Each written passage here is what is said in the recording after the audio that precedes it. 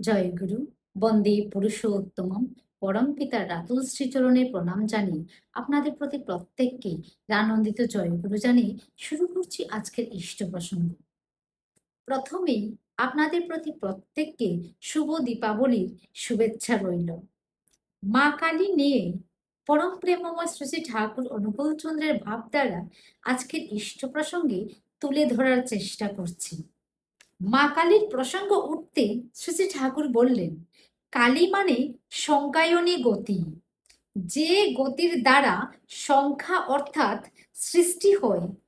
কালো negation of all colours, সমস্ত বর্ণের অনুপস্থিতি। শিব কম্বিনেশন অফ অল কালার্স, সমস্ত বর্ণের সমাবেশ। শিবেরই অপোজিট পল, বিপরীত মেরু কালী। মা মেপে দেন, পরিমাপিত করেন, প্রত্যেককে তার মতো করে সৃষ্টি করেন। কোথাও একটার মতো আরেকটা নয়, প্রত্যেকেই আলাদা। এক বাপের 5 ছেলে, প্রত্যেকেই আলাদা।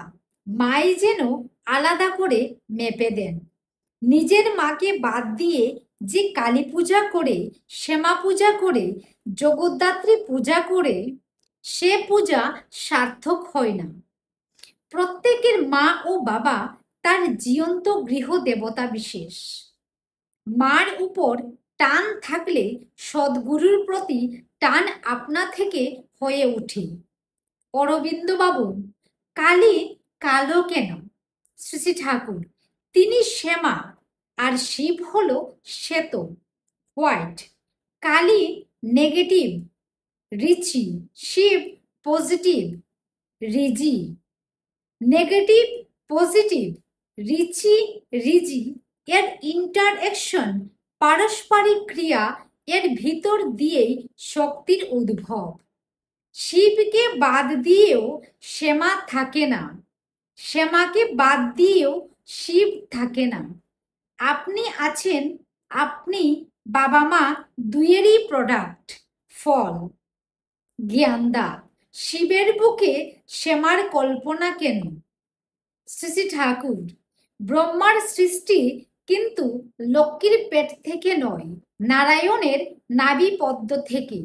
পজিটিভ নেগেটিভ, রিজি রিচি যেই এসে মিলল, তার সেন্ট্রাল পয়েন্ট, কেন্দ্রবিন্দু থেকেই ছিদ অনুর স্ফুরণ হতে লাগলো।